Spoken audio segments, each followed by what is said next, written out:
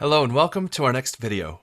In this lesson, we're going to begin our look at using source control to manage the lifecycle and iterations of our development on our application. To do this, we're working on Windows for the purposes of this course, and so we're going to get the Git For Windows client. And we can do this at https://git-for-windows.github.io. And we'll go out there and we'll just click on download and get the download started.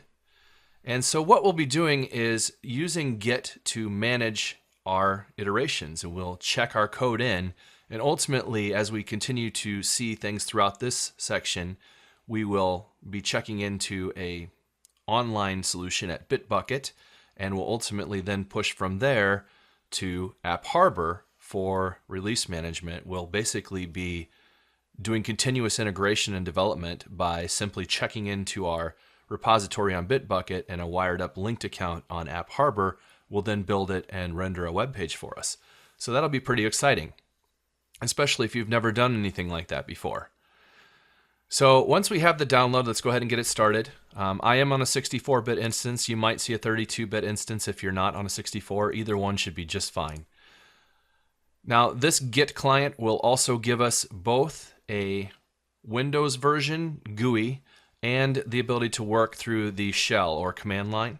And so for the purposes of our course, we're only going to be using the GUI part. But if you want to work with the shell, you definitely want to leave the git bash here checked. And so you can see if you want to do anything else with this, if you want additional icons.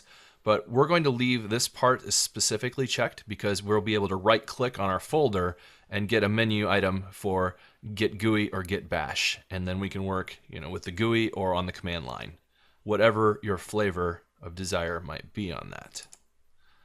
So I'm going to go ahead and just install to the default Git. And I'm going to go ahead and leave it on this default use Git from the Windows command prompt. And I'm not going to do anything crazy where it's giving me a warning. So we're going to skip that part.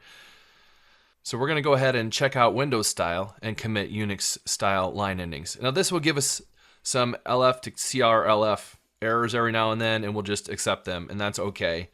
And that will make sure that hopefully this works across platforms. So if you were working on a Linux distribution at some point, you should still be able to pull the files and be able to read them.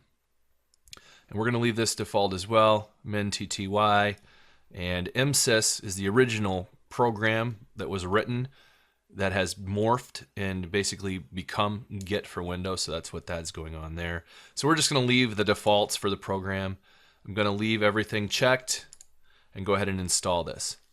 And so I'm going to pause the video while this runs, and our Git for Windows installation has completed.